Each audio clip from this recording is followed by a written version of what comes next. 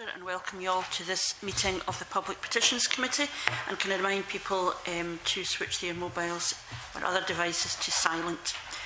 Agenda item 1, we're dealing with a continued petition, petition 1453 on the Register of Interest for members of Scotland's Judiciary. So we're taking evidence on petition 1458, which calls for a Register of Interest for members of Scotland's Judiciary. We're taking evidence this morning from the Lord President, Lord Carloway, who is accompanied by Roddy Finn, Legal Secretary to the Lord President. And I thank you both very much for joining us this morning. We have copies of a number of recent submissions, including the most recent correspondence from Lord Carloway. So in order to make the most efficient use of our time this morning, can I suggest that we move straight to questions from members? And perhaps I can, in welcome you, Lord Carloway, open up. I want to explore some of the issues that you've identified as potential risks or inhibitions to administration of justice should a register of financial interest be introduced.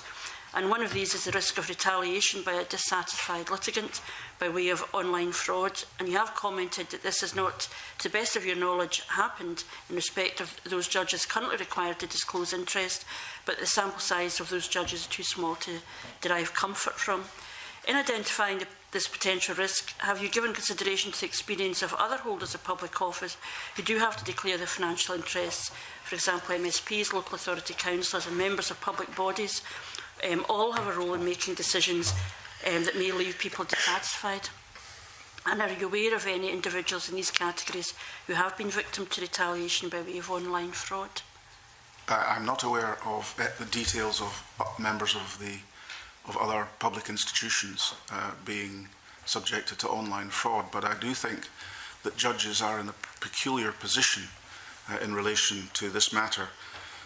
They make decisions which inevitably cause disappointment to one party to a litigation, and they are and can be resentful. I appreciate that that can happen in wider public life, but it's a particular problem with the judiciary. The losing party can, in some extreme cases, blame the judge for the failure of their case and seek to find a reason beyond the actual decision as to why that decision, why the judge found against them. And it is not unknown for persons to form a malicious or hostile intent towards a judge, or even judges in general, if they are disappointed with the outcome of their case. They can become paranoid or suspicious about the reasons for what is a simple finding of fact and law by the judge.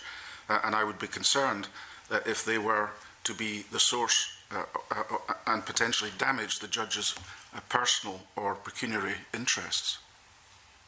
Do you think there's kind of a general culture then, in the sense that people look for explanations beyond simply the decision, so they would begin to, and do they do this already, not necessarily around financial matters, of interrogate any connections that judges might have that might explain or try to explain a decision?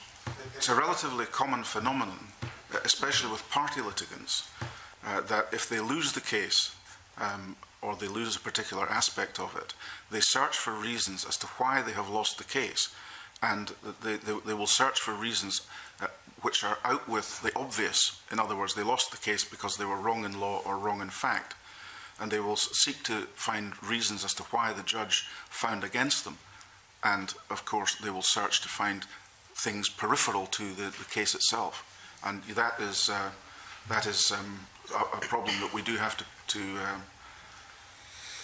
put up with. Is perhaps the wrong expression, but we do have to deal with. Do you think it's compounded by the world of online communication? Does that make it? You talk about online fraud. Do you think that is something that's a particular issue now? Well, as followers of blogs, etc., in relation to judges, will know, there is quite a lot on the internet which is, shall I say, not terribly complimentary about particular judges. And again, this is something we have to put up with on a day-to-day basis. We are subject to basic abuse by litigants of one sort or another on the internet, and it's something which should be guarded against. I think in the First Minister's letter to your predecessor in the committee, I think she made specific reference to the particular need to consider judges' privacy and freedom from harassment by not only aggressive media, but specific reference to hostile individuals, including dissatisfied litigants. And that's exactly the type of thing that I'm talking about. Okay, thanks very much for that, Angus. Okay, thanks. Convener, good morning. Lord Carloway, good morning. Mr Flynn, I very much appreciate your attendance here today. You've identified a possible risk to the inhibition of justice in terms of judicial recruitment, or of judges starting to decline positions on bodies such as the Judicial Appointments Board or the Courts and Tribunals Service, in the event that judges were required to disclose financial interests. Given the principles guiding conduct in public life, why should a requirement for transparency act as a disincentive for judicial office holders, but not for other people holding public office, such as ourselves? A judge or sheriff is indeed, like many people, a holder of a public office. And the critical distinction between a judge and, for example, MSPs is of course, and this is what we're looking at, is that the judge has to be independent of any form of government. So one's in exact opposite position from the political dimension. The system we have, and I hasten to add that the system here is one which has an international reputation for fairness and has an international reputation for not being corrupt, which is something we are extremely keen to protect. And you may have seen in the papers that the Council of Europe has an organisation, their anti-corruption organisation, Greco, which examines and specifically examined potential for corruption in the United Kingdom judiciary, including the Scottish judiciary, in recent years. And they were fairly clear on their findings, which I think I quote in the papers, that there is, they did not find any element of corruption in relation to judges in the United Kingdom, nor is there any evidence of judicial decisions being influenced in an inappropriate manner. And because of that, they did not see any necessity to introduce a register of interests specific to the judiciary. Now, answering your question a little more directly, we in Scotland do not have a career judiciary in the sense of having judges who begin their judicial life at the point of leaving university, as they do, for example, in many countries on the continent. We recruit our judges and sheriffs from people who are generally, not exclusively, but generally from private practice, and they are recruited in their 40s and 50s, perhaps sometimes even a little later so far as the senior judiciary are concerned.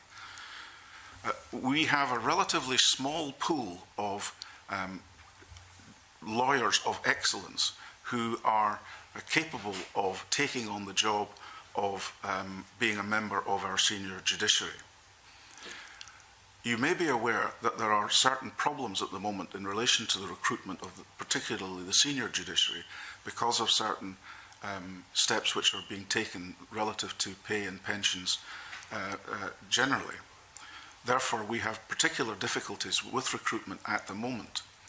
If I were to say to senior members of the profession, which they are, before they were recruited into the judiciary, by the way, if you wish to become a judge, you will have to declare all your pecuniary interests and open them to public scrutiny. I have no doubt whatsoever that that would act as a powerful disincentive from lawyers of experience and skill becoming members of the judiciary. And I can assure the committee that we need them more than they need us, if I might put it that way.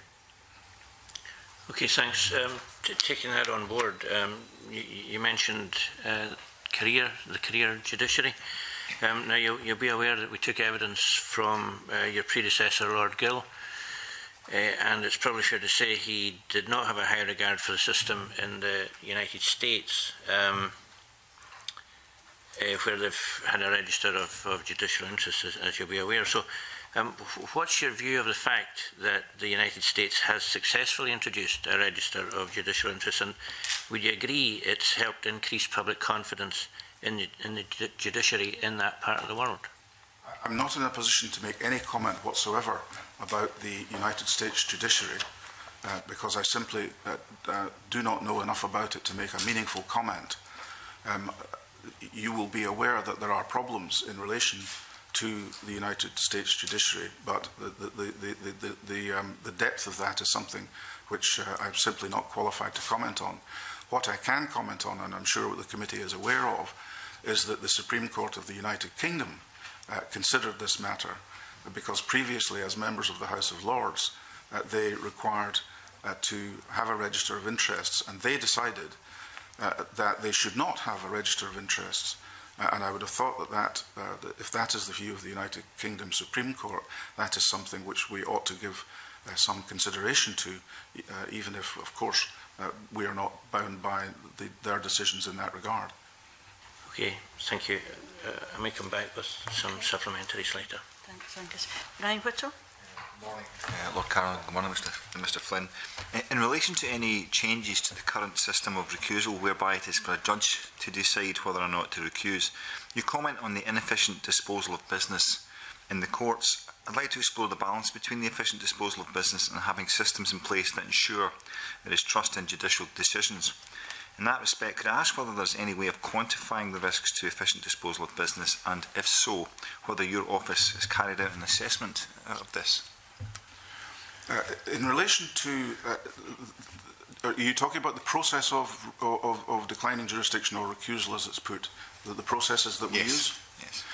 Well, could I start with a little preface and state that, so far as my own concerns exist in relation to this topic, my concern is primarily not that judges are not recusing themselves in particular situations, because I'm quite satisfied that they do when they should do.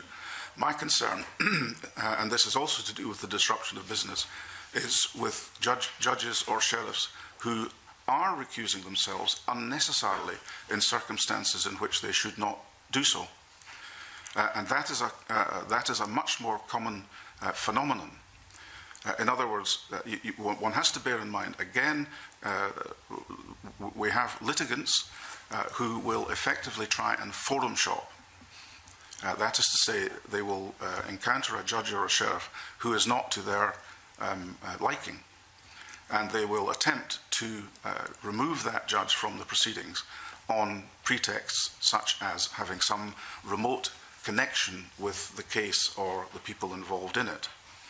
And that type of thing can cause major problems in the management of business.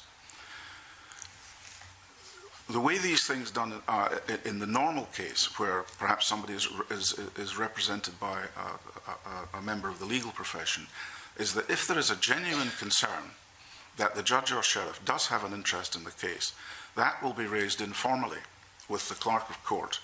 And in practical terms, the sheriff or judge will simply decide not to be involved in that particular case. Again, that is not something which can be done in every court, and in particular courts which only have one sheriff, and especially if it's not raised in advance. What happens again, in the sense of practicalities and reality, is that civil business, which is again what we're talking about here primarily, I think, can be allocated relatively late in the day, and a sheriff or a judge may only, on the day in question, be faced with an application formally in court to decline jurisdiction in that case. If he does so, then it is likely that that case will simply have to go off with all the inconvenience that that involves. Now, I'm not sure if you wanted me to deal with there was a specific point about whether we think judges should not deal with this question but pass it to another judge, which would you wish me to deal with that point? If you would, please. Again, the answer to that particular problem is this. If a judge does not recuse himself in circumstances in which he should have, then any litigant who is dissatisfied with that and loses the case can appeal that, and the matter will be reviewed by 3 judges. So there is a form of open public scrutiny of a decision not to recuse a judge. If there was a system whereby that judge could not decide that matter himself or herself, and after all it is he or she who knows whether he or she has got a direct connection with the litigation or the persons involved in it, if that person had to pass the matter on to another judge or sheriff, you would cease the business in that case for the particular period of time until that matter was decided. You would also cease the business which is scheduled for the other sheriff or judge in order that that other judge could take the decision. That other judge is likely to find the decision very difficult if he or she doesn't know the particular facts. So I hope I'm, in a realistic sense, explaining the disruption to business that these decisions can involve. And the simplest way to deal with them is the way we are dealing with them at the moment, is that, first of all, there's the informal route, which would mean that the judge or sheriff is not hearing the case in the first place. But if that judge decides that he or she should hear the case in any event and is faced with a formal motion to recuse himself, that matter is dealt with in open court, transparently, and is subject to the appeal process. Yeah, thanks, Convener. Just picking up on this specific issue. We've received a submission to this petition from Melanie Collins, in which she highlights a recusal which had, for whatever reason, not been added to the register of recusals. And this was only noticed or challenged 1 year after the omission.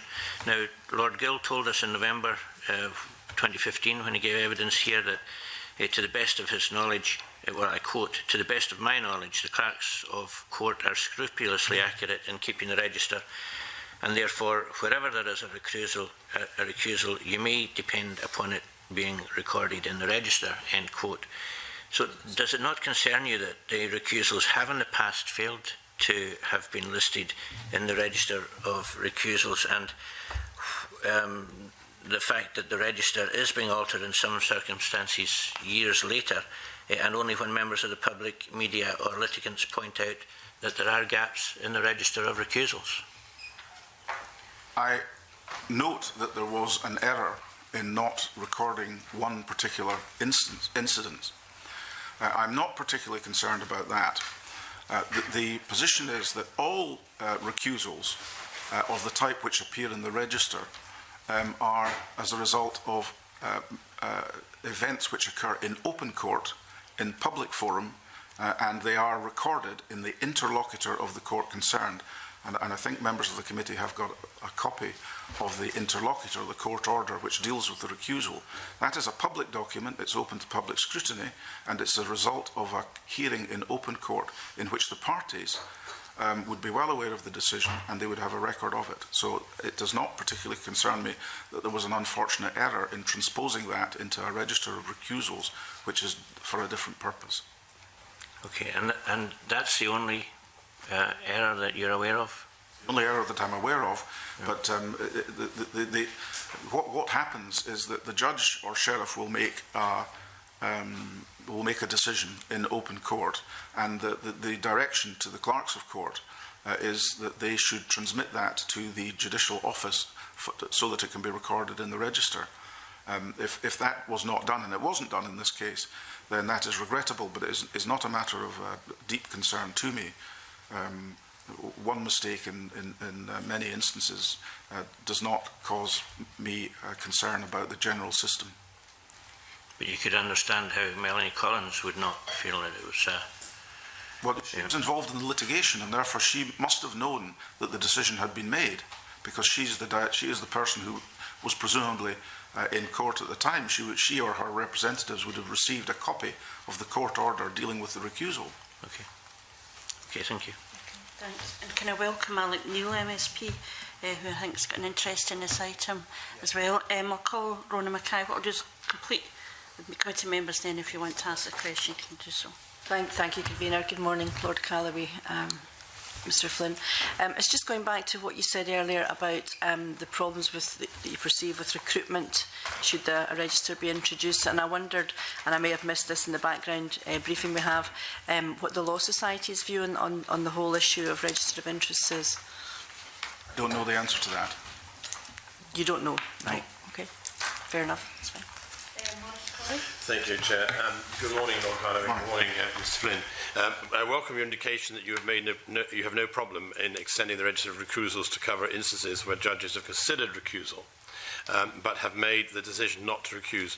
And you indicated that you would consider what you would consider may provide additional transparency, which follows on from Mr. MacDonald's comments. Have you considered options for the ways in which it could be made transparent when any additions or amendments are made to the register, notwithstanding what you've already said?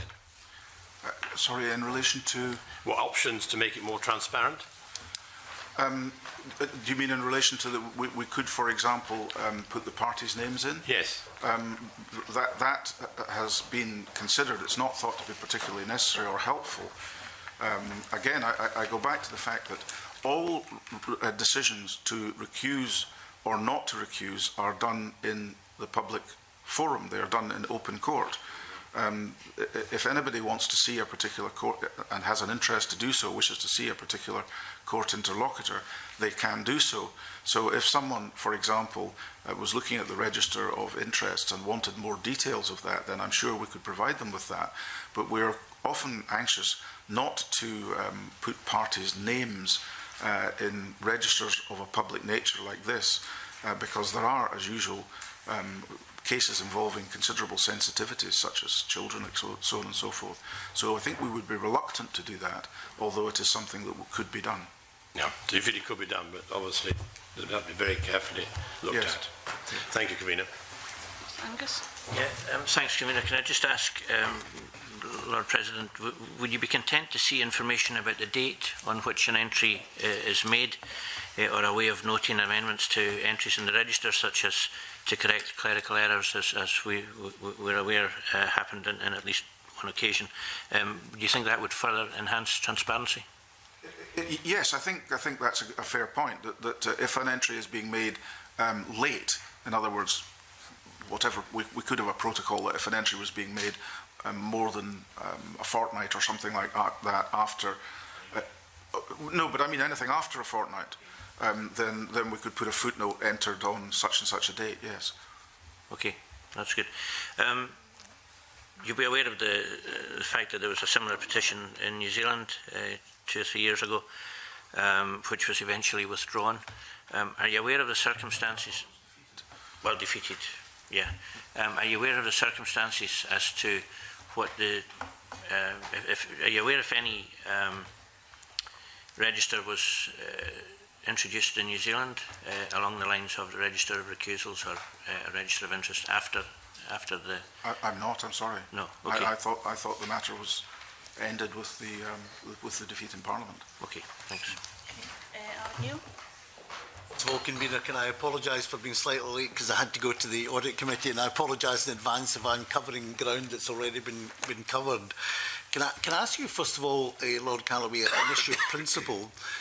Do you think it should be left up to a judge only to decide whether they are going to recuse themselves? Or should that be something that you or the keeper of the roll should be able to insist upon if you believe that there's a potential conflict of interest? The short answer to your question is I don't believe that there is any problem with the current system. That is that the judge who knows what his connection is with the case or the parties to it should make the initial decision. That decision is made in open court when the parties are present and is subject to review on appeal. In other words, if somebody is dissatisfied with that decision, it will at some point, or if the litigant eventually loses the case, it will go before 3 judges who will review whether that decision was correct or not. And if it was incorrect, then clearly the decision in the case would fall.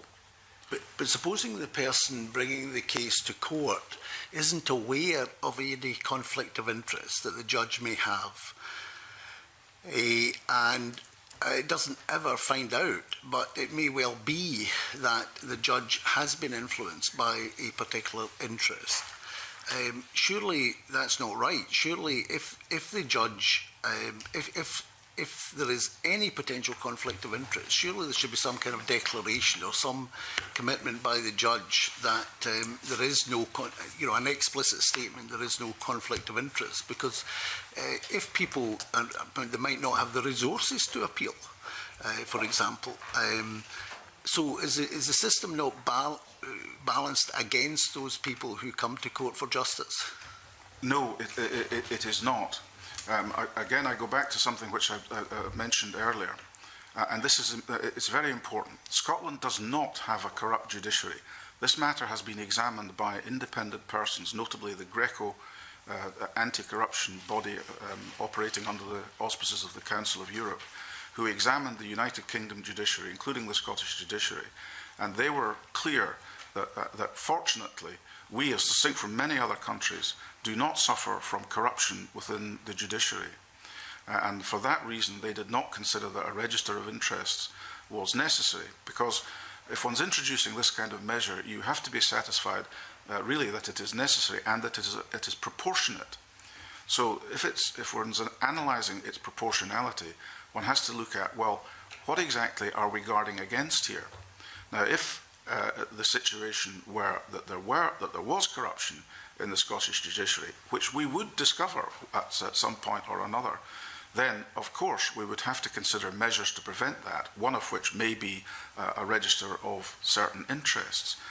Until such time as it's demonstrated that there is corruption within the Scottish judiciary, I am entirely satisfied that there is no requirement for a register of interests, and that it would be positively detrimental to the administration of justice, particularly in relation to the recruitment of judges and especially at the higher level of the judiciary. Can I draw a parallel with the register of interests that members of this Parliament have to sign and update on a regular basis? That came about not because of any allegations or belief that the system was corrupt or the MSPs are corrupt. In the 18 years we've been here, I haven't heard one allegation of corruption. But it's not there because of allegations of corruption. It is there to ensure that there is no prejudice, so that if I'm participating in a debate and I have an interest that I have not declared, then I'm open to the allegation not of corruption but of prejudice. By having a register of interest and declaring interest, say in a debate or in a committee like this, then there is a transparency to ensure that I am not acting in a prejudicial fashion. Now, going back to the case cited as I come in by Mr MacDonald of Lord Malcolm and the advanced construction in the Donald Nolan case, where Lord Malcolm's son was involved as a lawyer with one of the parties. The issue there was not an allegation of corruption, it's an allegation of possible prejudice or misconception of prejudice. And that is a very good example of why either a register of interest or a more robust system of recusal, or perhaps both, might serve the judiciary very well. In relation to Lord Malcolm's case, I am satisfied entirely that Lord Malcolm's actions were entirely honourable and he acted in accordance with the Code of Judicial Ethics. I'm not sure what is. I am aware of the background to it. No, but have you investigated it? Well, I've read the papers which it involves. Well, with all due respect, you know, Melanie Collins and Donald Nolan have written to you on numerous occasions, and at no time have you replied to them, let alone met them. So you haven't heard the other side of the case. Well, I'm sorry, I'm not aware of letters to me by that particular person. Well, your office, sorry. Yes, absolutely. But you're suggesting... My point is, how can you reach that conclusion if you haven't heard the other side? I've read documents emanating from the persons that you've mentioned. So far as I'm aware, they were not addressed to me, but I could be wrong about that. But the position is that I'm aware of the circumstances of the case. I'm satisfied that Lord Malcolm's conduct was entirely correct in the circumstances. But here, this is part of the problem that you've perhaps highlighted. This has got nothing to do with a register of pecuniary interests. That case, the suggestion is that we should start registering what our relatives are doing and where they're working and matters of that sort, which is going way beyond, I suspect, even what is expected of politicians. We do have to register what close relatives do. Can I deal with the difference between MSPs and the judiciary, which I think I dealt with earlier on in the morning, but it's quite a different function. A politician is by nature someone who is not independent in the sense that the public expect the judiciary to be. That's not a criticism, it's a reality. And judges do not deal, as a generality, with the type of issues which politicians are dealing with. Politicians have executive power. They are dealing with major economic interests of one sort or another. As a generality, judges are not dealing with that type of thing, but are dealing with issues usually between private individuals, but can be between private individuals and government or others. And so they're not dealing with the type of issues which politicians are dealing with, such as planning inquiries, etc., at a local level, or major economic development in society as a whole. The need for independence in the judiciary is different from the kind of independence which a politician requires. Because with a politician, it's primarily, as you've pointed out, issues of a pecuniary nature. These are not the issues which arise in most of the recusal cases with which we are concerned. What we are concerned with as judges is that we appear to be independent of all connection with the case, so that it's not a question of having a pecuniary interest. And I think if one looks at the register of recusals, certainly in recent years, or in the last year, I don't think any of them were to do with pecuniary interest at all. It was to do with social connections with people. Whether someone is a friend, whether a party to the litigation is a friend of a friend, and matters of that sort. And these are the type of situations which are raised by people in the practical reality of litigation. And these are the issues which are being dealt with. And unless you're suggesting a register of one's friends, and presumably, therefore, one's enemies, then the real issue with recusal in the judicial system would not be being addressed. Well, again, if I can just finally, yes, draw the parallel between our register and what's being talked about in terms of either recusal or financial interest. Politicians, particularly MSPs, actually, as individuals and collectively, MSPs, unless they're ministers, don't have executive power per se. But what's very important is the perception of fairness, the perception that justice has been carried out. And rightly or wrongly, if in any case, without referring to a specific case, if the relative, a close relative of a judge is participating in the case, rightly or wrongly, the perception is that there may be a degree of prejudice. Now, it might be very unfair, but the point is to try to ensure that the reputation, the excellent reputation of the judiciary down the years in Scotland, that the judiciary retains that reputation, not just for not being corrupt, which we all accept. We're not accusing anybody of corruption, but the perception of fairness, the perception of being not prejudiced is extremely important. And I would argue that certainly in at least one case recently, which we have referred to briefly, that perception is that there may have been an unfairness and a prejudice in the way the matter was conducted, particularly as the judge concerned was involved in the case not once but on a number of occasions. I disagree entirely with your analysis of that particular case, and I repeat what I said earlier. The case that you're referring to did not involve the judge's son, as it was, having any active involvement with the case whatsoever. Now, we have very clear rules in our statement of principles of judicial ethics as to how to deal with this matter, and it is made very clear in that statement that if a relative is the advocate in the case before one, then the modern approach to that is that the judge should not hear the case. Or one could put it another way round, that the relative should not be presenting the case, whichever way it happens to be put. So that the older, the situation that we had, say, 20 or 30 years ago, when it was commonplace for the relatives of judges of one sort or another to be advocating the case, that practice no longer exists. It doesn't exist because it was thought that there was any actual problem with the decision making, but, as you say, because of a perception of unfairness. Now, there is a very clear judicial rule about this, and I am not aware of any case in which that rule has been breached. I myself have been in a situation where my son has been involved with a particular firm, who have been litigating before me, and if that is the case, the judge would be expected to declare that, and the parties would then decide whether to take the point or not. But if they took the point and the relative was just happened to be a member of the same firm, operating in a different department, then I would not encourage the judge to recuse himself in that situation. Any final questions? No. Can I thank you very much? I think that has been really useful in clarifying a lot of the issues that you always had presented to us in written evidence, and an opportunity to explore some of these issues around, you know, prejudice and so on. I think that's been really helpful.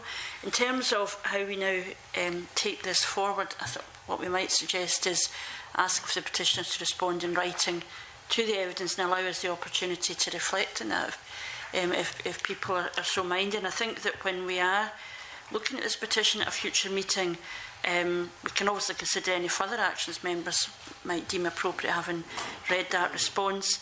But I do think, you know, we might want to make recommendations or suggestions to the relevant decision makers, but that it's clearly not within the powers of this committee to implement the action called for in the petition. But what we will be deciding at that point is how we then take a view on that petition and dispose it to somebody else who would be making that decision. But I think today's evidence has actually clarified, certainly in my mind, clarified a lot of the issues.